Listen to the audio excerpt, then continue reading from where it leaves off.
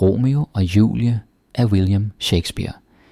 En ældgammel vendetta mellem to magtfulde familier bryder ud i blodsuudgydelser.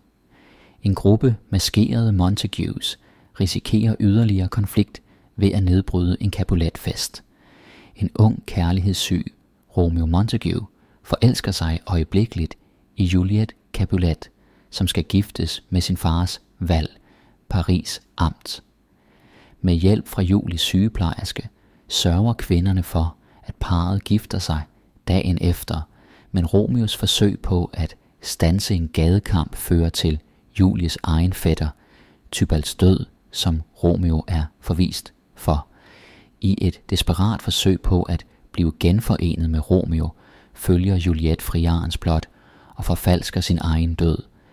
Beskeden når ikke frem til Romeo, og da han tror, at Juliet er død, tager han sit liv i hendes grav. Juliet vågner for at finde Romeos lig ved siden af hende og dræber sig selv. Den sørgende familie er enige om at afslutte deres fejde